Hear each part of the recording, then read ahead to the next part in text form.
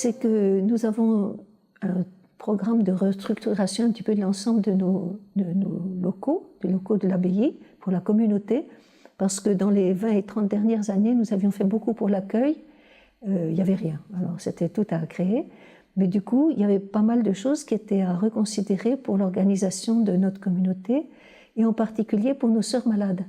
Parce qu'il y avait déjà une aile, l'aile ouest, là, l'ancienne aile ouest de la communauté, au premier étage, où il y avait des chambres agréées Mutuelle Saint-Martin, mais qui ne répondaient plus aux normes actuelles. Et puis, l'inconvénient, c'est que c'était au premier étage. Et justement, quand nous avons réfléchi avec le groupe d'architectes qui finalement a fait le projet, ils nous ont proposé une extension au rez-de-chaussée et ça nous a paru vraiment très très intéressant à tout point de vue. D'abord parce que, évidemment, quand on construit, on peut faire ce qu'on veut. On peut faire les chambres de la bonne taille.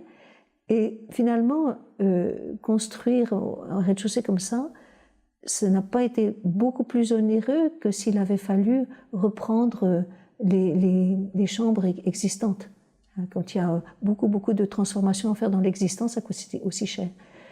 Mais quand même, ça dépassait le budget que nous pouvions consacrer à cette partie-là.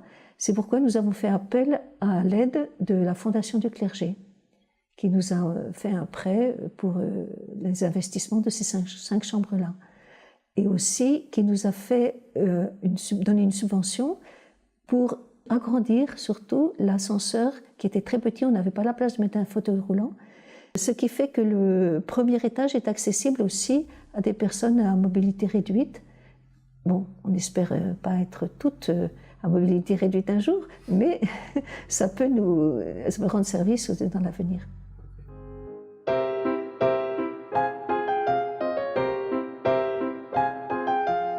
Elles ont été très contentes parce que maintenant tout est de plein pied.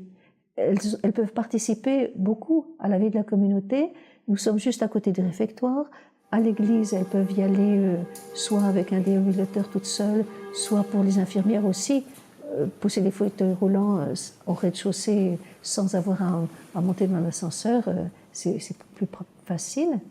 Et puis le cadre de vie est meilleur. Vous voyez, elles sont directement sur la nature, de tous les côtés.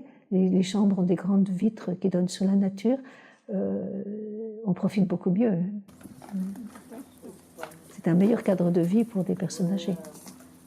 Elles ont aussi sorti, vous verrez peut-être tout à l'heure, quand il fait beau, elles peuvent aller sur les terrasses, même les fauteuils roulants.